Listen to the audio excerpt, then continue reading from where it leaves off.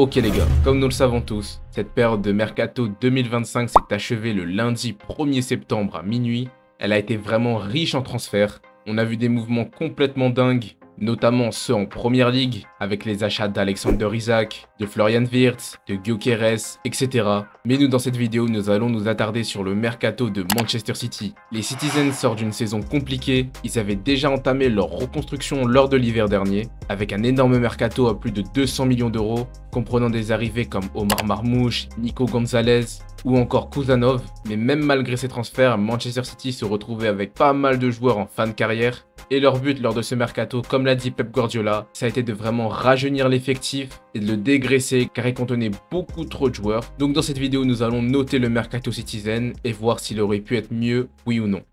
Donc dans un premier temps, nous allons commencer par les départs. Et comme je l'avais dit lors de ma vidéo du mercato idéal de Manchester City que j'ai faite en début de mercato, selon moi, il aurait fallu vraiment dégraisser l'effectif, enlever tous les joueurs qui se blessaient énormément lors des saisons précédentes. Alors nous allons voir qui est parti cet été en prêt comme en transfert définitif. Évidemment, Kevin De Bruyne est parti libre, on le savait déjà. Kyle Walker a lui été aussi enfin vendu à 6 millions d'euros du côté de Burnley. James McAtee a été transféré à Nottingham Forest contre 30 millions d'euros.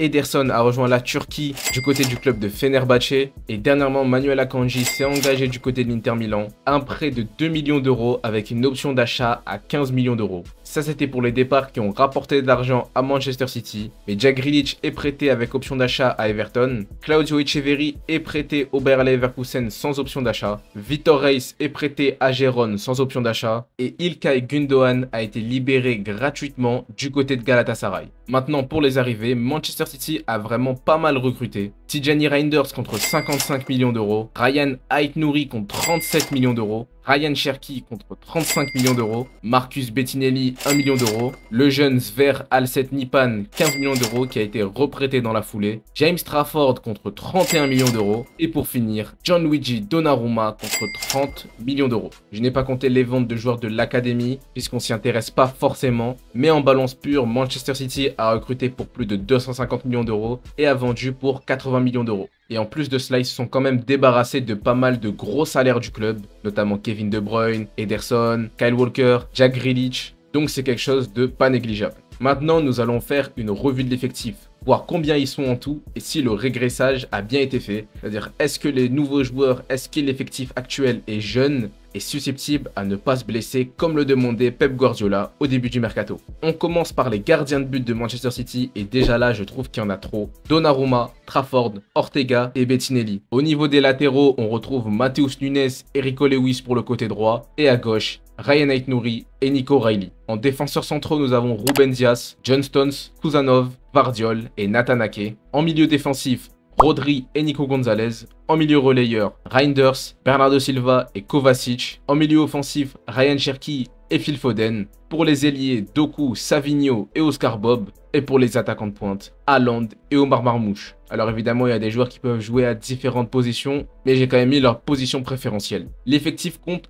25 joueurs en tout. Je trouve que c'est un peu beaucoup. Avant le mercato, on rappelle que Pep Guardiola menaçait de quitter Manchester City s'il était à plus de 23 à 24 joueurs, qu'il ne pourrait pas faire avec ça, et là il est à 25 joueurs. Donc il a un peu revu sa position, mais cela doit dire qu'il devra laisser des joueurs en tribune. Parmi ces 25 là, difficile à imaginer qui on va laisser en tribune. Déjà pour sûr, il y a un gardien en trop. Donnarumma et James Trafford, c'est très bien. On imagine que Donnarumma va jouer les matchs de championnat, les matchs de Ligue des Champions et que Trafford, le jeune gardien, va pouvoir jouer en FA Cup et en Carabao Cup. Mais entre Ortega et Marcus Bettinelli, il y en a un en trop. Et je pense que celui qu'il faudrait virer, ce serait Stéphane Ortega. Lui trouver une porte de sortie vers un club turc, ce serait vraiment très bien. On se débarrasserait d'un quand même plutôt bon salaire. Et 4 gardiens, ça fait évidemment trop. Et on réduirait l'effectif à 24 joueurs.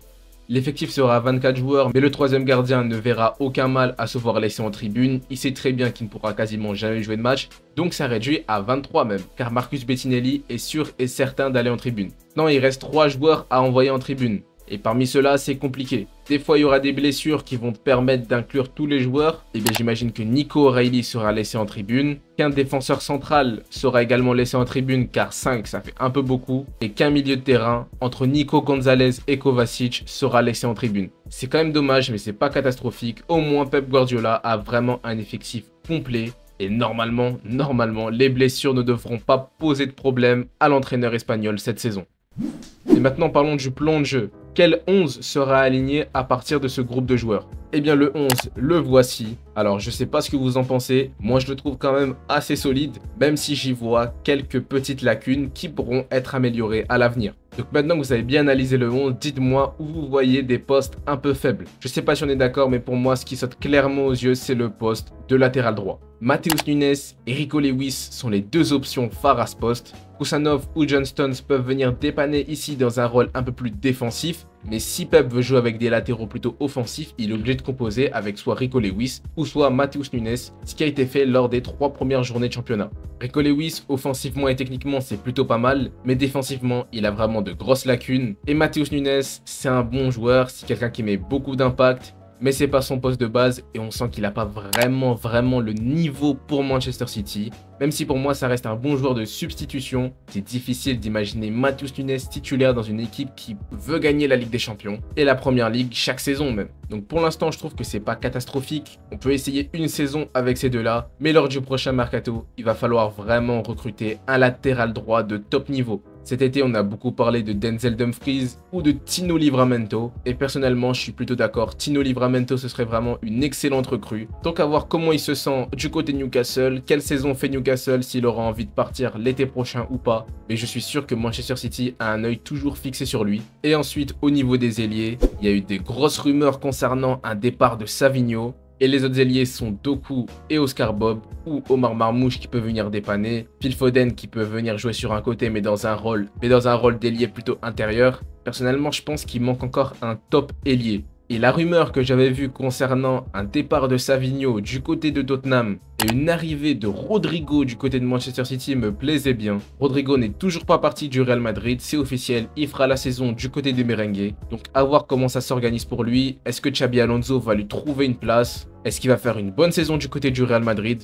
On gardera également un œil là-dessus. Et du côté des gardiens de but aussi, c'est très intéressant. Pep Guardiola a toujours été un entraîneur qui demande à ses gardiens de savoir gérer le ballon avec ses pieds, pouvoir relancer sur quasi toutes les zones du terrain pour pouvoir créer une crainte au niveau de l'adversaire et au niveau de leur pressing. Car oui, pour un attaquant, c'est plus facile de se dire qu'ils vont presser James Trafford ou Donnarumma que de presser Ederson. Peut profiter des espaces que vous allez laisser avec le pressing pour envoyer le ballon dans un espace vide. Maintenant, on imagine que Donnarumma et James Trafford auront beaucoup moins cette capacité à le faire qu'Ederson, mais par contre, ils auront beaucoup plus de facilité à arrêter des frappes. On a déjà vu James Trafford sur le match face à Brighton qui a réalisé des très belles parades, mais on a déjà vu James Trafford sur le match contre Tottenham faire une erreur de relance et donner un but aux Spurs. Donc si Pep Guardiola accepte de jouer avec des gardiens qui sont vraiment pas très bons au pied, c'est je pense qu'il a une autre idée à la relance. Faire redescendre Rodri beaucoup plus bas pour que ce soit lui qui vienne redistribuer le jeu, je pense que c'est ce qu'a prévu Pep Guardiola et nous allons le voir à l'avenir.